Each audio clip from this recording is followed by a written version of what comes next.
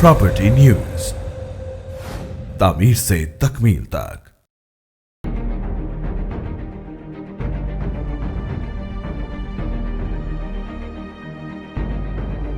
तो इसके अलावा अभी रिसेंटली हमारी हुकूमत ने कुछ इकदाम किए हैं रियल एस्टेट इंडस्ट्री के हवाले से, तो उस हवाले से आपका क्या कहना है कि उन पे अमल कब से किया जाएगा या फिर उन पे अमल होगा भी, यानी इस बारे में आपका क्या ओपिनियन है? देखिए, वो जो गवर्नमेंट ने पैकेज अनाउंस किया था उसकी जो लास्ट डेट है वो 31 दिसंबर 2020 है, which is less than 2 months away from now. उसके लिए गवर्नमेंट ऑफ पाकिस्तान को, प्राइम मिनिस्टर ऑफ पाकिस्तान को बेसिकली अपील की गई है कि आप इसकी डेट एक्सटेंड करवाएं ताकि इसके असल समरात जो हैं वो ट्रांसलेट होना शुरू हो जाए। जब से ये पैकेज अनाउंस किया है उसके बाद लोगों ने इसके ऊपर तेज़ी से काम करना शुरू किया, लोगों ने प्रोजेक्ट्स शुरू किए, क्योंकि गवर्नमेंट ने ये कहा था कि आप प्रोजेक्ट्स करेंगे तो जिसकी बेसिस के ऊपर आपको ये टैक्स कंसेशंस मिलेंगी। तो वो प्रोजेक्ट शुरू किए हैं, लेकिन बात ये है कि गवर्नमेंट ने तो प्लान बना लिया, गवर्नमेंट ने अनाउंस भी कर दिया, लेकिन उस पर अमल नहीं उस पर अमल इसलिए नहीं हो रहा है कि जो दूसरी एजेंसीज़ हैं, फॉर एग्जांपल CDA है, फॉर एग्जांपल RDA, इन लोगों के पास अभी तक पुराने बाय लॉज हैं, इन्होंने अपनी तेज़ी से अपना काम नहीं किया, जिसकी वजह से लोग जो हैं वो अपने नक्शे अप्रूव करवा सकें, अपने प्रोजेक्ट्स को किक स्टार्ट कर सकें। CDA और RDA को ही मोस्टली ब्लेम किया जाता है इस चीज़ के लिए। अगर रियल एस्टेट इंडस्ट्री में कोई भी प्रॉब्लम आती है, डाउनफॉल आता है या फिर उसमें कोई भी इम्प्रूवमेंट आती है, तो लोग यही कहते हैं ये CDA की वजह से है। तो उस हवाले से आप क्या कहेंगे? देखिए, ये बात ठीक है कि CDA एक बहुत बड़ा अदारा भी है, एक बहुत जायंट, उसके पास मैन फोर्स भी बहुत ज़्यादा है, लेकिन वो चीज़ डिलीवर नहीं कर सके जो कि एक प्राइवेट सेक्टर में बिल्कुल ऐसा ही है। आप देखें कि इन्होंने कई ऐसे सेक्टर्स अनाउंस किए हैं जो 15-15 साल 20-20 साल हो गए हैं, बट वहाँ पे कोई डेवलपमेंट नहीं हुई। But on the other hand जो प्राइवेट सेक्टर से लोग आते हैं वो जो ही प्रोजेक्ट अनाउंस करते हैं तो वो बड़ी तेज़ी से काम भी करके दिखाते हैं।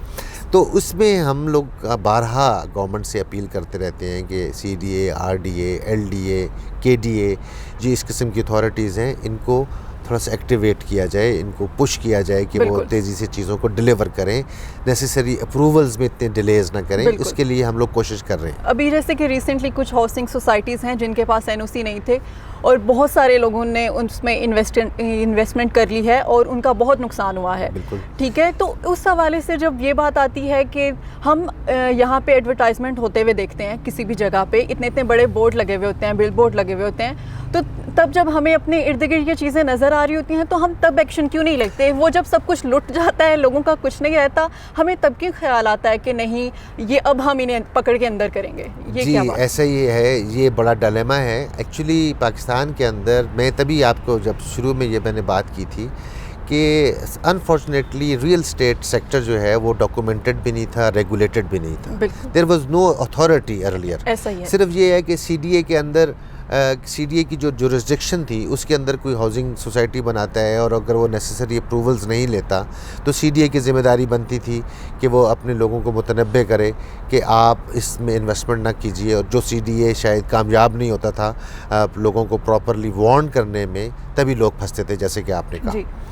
बट अब regulatory real estate regulatory authority government ने बना दी है, वो जिस वक्त फुल फ्लेज काम करना शुरू करेगी। देखें ना, जैसे बैंकों के लिए रेगुलेट करता है state bank of Pakistan, companies को, स्टॉक एक्सचेंजेस को रेगुलेट करती है securities and exchange commission of Pakistan.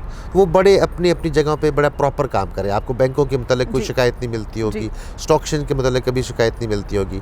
Real estate के मामले में there was no regulatory authority. बात ये है ना कि सर अभी रिसेंटली ही, जैसे अभी मैंने आपसे पहले भी बात कही कि रिसेंटली हमारी हुकूमत ने रियल एस्टेट सेक्टर को जो एक सेक्टर था उसको अभी इंडस्ट्री का दर्जा दिया है।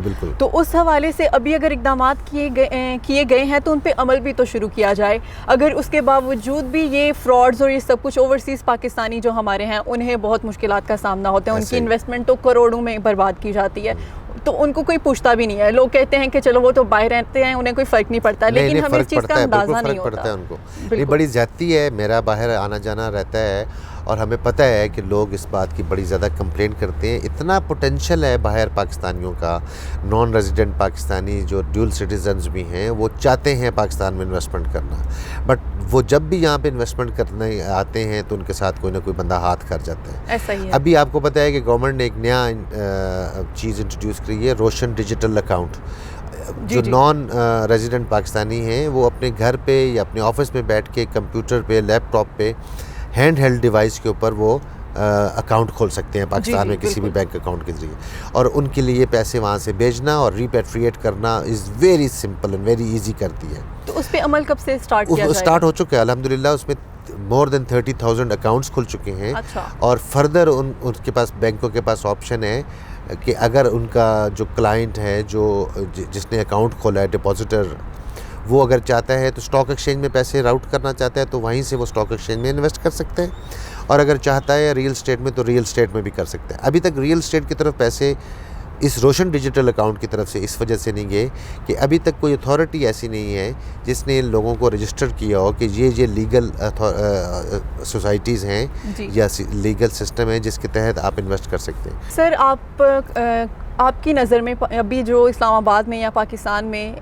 चले मैं इस्लामाबाद की बात कर लेती हूँ, इस्लामाबाद में जो हाउसिंग सोसाइटीज़ बन रही हैं उन हवाले से आपका क्या कहना है कि उसमें क्या उनको इम्प्रूवमेंट करने की ज़रूरत है या फिर क्या इक़दाम करने चाहिए मज़ीद इनको, क्योंकि NOC नहीं होता, एडवर्टाइजमेंट हो रही होती है, कोई एक्शन नहीं लिया जाता, लोगों के पैसे डूब जाते हैं। इस हवाले से आप क्या कहेंगे? देखिए, मैं तो ये समझता हूँ कि जो कुछ प्राइवेट हाउसिंग सोसाइटीज़ आई हैं, जो अच्छी सोसाइटीज़ हैं, नाम नहीं लेते क्योंकि आपका एक पब्लिक TV है, जो अच्छी सोसाइटीज़ हैं उन्होंने एक लोगों के स्टैंडर्ड ऑफ लिविंग को इम्प्रूव किया है।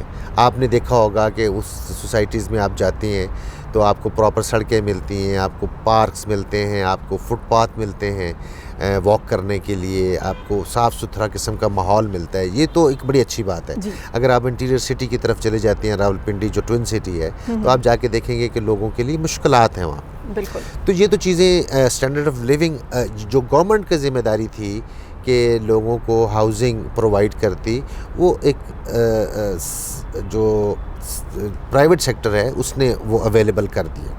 अच्छी सोसाइटीज़ भी हैं, लेकिन जहाँ तक जो फ्रॉड वाला मामला है, जो चीटिंग वाला मामला है, वो हम तो एक तलकीन कर सकते हैं उन लोगों को जो फ्रॉड कर रहे हैं कि उनको नहीं करना चाहिए, लेकिन उससे ज़्यादा इम्पॉर्टेंट काम गवर्नमेंट का है कि वो उसके ऊपर बड़ी स्ट्रॉन्ग नज़र रखे और एग्जाम्पलरी पनिशमेंट्स दें उन लोगों को जो कि बग़ैर अप्रूवल लिए हुए एडवर्टाइज़ कर देते हैं और लोगों से पैसे इकट्ठे कर देते हैं, और फिर वो प्रॉपर्टी या उनकी जो लीज होल्ड राइट्स हैं वो ट्रांसफ़र नहीं होते। सर, इस हवाले से आप हमारी यूथ को क्या पैगाम देना चाहेंगे कि वो किस सेक्टर में इन्वेस्ट करें, या फिर रियल इस्टेट सेक्टर ऐसा है कि उसमें इन्वेस्ट किया जाए या उसमें अपनी जो है क्वालिफ़िकेशन को हम इन्वेस्ट करें, अपने टाइम को करें, अपनी एनर्जी को करें, क्योंकि रियल इस्टेट सेक्टर एक ऐसा बन गया हुआ है कि लोग कहते हैं कि इसमें तो अनपढ़ जाहिल लोग ही काम कर सकते हैं, इसमें पढ़े लिखे लोगों का काम नहीं है। इस हवाले से आप क्या कहना है? देखिए, सबसे पहली और इम्पॉर्टेंट बात यह है कि यूथ के लिए मैसेज जो है वो इम्पॉर्टेंट ये है कि वो पहले सेविंग की आदत डालें। Saving is the most important thing. Pakistan की जो सेविंग की रेशो है, it is one of the lowest in the world, percentage wise जो है बहुत ज़्यादा लोएस्ट। तो सेविंग की जब आदत पड़ेगी तो सेविंग के बाद फिर उसके बाद वो इन्वेस्टमेंट कल्चर पैदा होगा। इन्वेस्टमेंट कल्चर के लिए अब आपने रियल एस्टेट की तरफ इशारा किया है। अब एक यंगस्टर जो है उसके पास कितनी कोई सेविंग होगी कि वो रियल एस्टेट में इन्वेस्ट कर सकेगा? सर, लेकिन फिर भी जब कोई एजुकेशन अपनी कंप्लीट करता है और उसके बाद वो अपना कोई काम करता है, कोई जॉब करता है, उसके पास इतने पैसे तो होंगे। अगर उसके माइंड में ये बात आती है, अगर हम पहले ही ये सोच लें कि वो नहीं कर सकता, उसके पास पैसे मैं नहीं ये है, नहीं तो कह वो रहा, कैसे मैं करेगा? आपको ये कह रहा हूँ कि जब सेविंग करेंगे, सेविंग के बाद इन्वेस्टमेंट करेंगे, तो वो लिस्टेड रियल एस्टेट ट्रस्ट के ऊपर भी इन्वेस्टमेंट कर सकते हैं, थोड़े अमाउंट से भी इन्वेस्ट कर सकते हैं। एक बात। अच्छा, स्टॉक एक्सचेंज के अंदर भी इन्वेस्टमेंट कर सकते हैं, लॉन्ग टर्म इन्वेस्टमेंट के पर्सपेक्टिव के तहत करें, जो डिविडेंड ओरिएंटेड कंपनीज हैं उसके तहत करें। रियल एस्टेट में जो रियल एस्टेट इन्वेस्टमेंट ट्रस्ट जो लिस्टेड कंपनीज हैं उनमें करें। तीसरी इंपॉर्टेंट बात यह है कि अपनी एजुकेशन का बेनिफिट उठाते हुए, आपको पता है रियल एस्टेट के मामले में भी .com कंपनीज बनी हुई हैं, ठीक है? कैसे? ये स्टार्टअप थे ना, उन्होंने क्या किया, एक .com कंपनी का मुझे हिस्ट्री पता है, उसने अखबार में से जो रियल एस्टेट के एड्स आते थे उन एड्स को वहाँ से उठा के वेबसाइट पर डालना शुरू कर दिए। अब मैं फ़र्ज़ करें चाहता हूँ कि F8 में एक मैं प्रॉपर्टी लेना चाहता हूँ, जी। बजाय मैं पूरे अखबार के क्लासिफाइड एड्स पढ़ना शुरू कर दूँ और उसमें से तलाश करूँ, तो वेबसाइट पे मैं देखूँगा कि F8 दबाऊँगा, उसके बाद अपनी डिमांड दूँगा कि जी मुझे 500 गज़ वाला चाहिए, 1000 गज़ वाला चाहिए, इतने स्क्वायर फुट वाला चाहिए या इतने स्क्वायर फुट वाला चाहिए। तो मुझे वो स्कैन करते करते मैं अपनी उस चीज़ पे पहुंच जाऊंगा जो कि मेरी रिक्वायरमेंट है। सो इस तरह इनोवेटिव आइडियाज़ लेकर आए, स्टार्टअप्स लेकर आए, अच्छे आइडियाज़ के साथ वो इस रियल एस्टेट के अंदर आए और रिप्लेस कर सकें, और इस माइंडसेट को रिप्लेस कर सकें जो कि जिस तरफ आपने इशारा किया है कि जो लोग अनपढ़ भी हैं, और दूसरी बात है कि लोगों को मिसगाइड करते हैं। ऐसा ही है, बिल्कुल ऐसा ही है। बहुत शुक्रिया सर आपके वक्त का, आपने हमें अपना कीमती वक्त दिया और बहुत अच्छा लगा कि आपने इतने अच्छे जवाबात दिए। आई होप हमारी यूथ को, हमारे नाज़रीन को कुछ चीज़ें समझ में आ गई होंगी और क्लियर भी हुई होंगी। जी नाज़रीन, आप हमारी नई आने वाली वीडियो को देखने के लिए हमारे चैनल को सब्सक्राइब करें और हमारी वीडियो को लाइक करें। तब तक के लिए अल्लाह हाफिज़। शुक्रिया।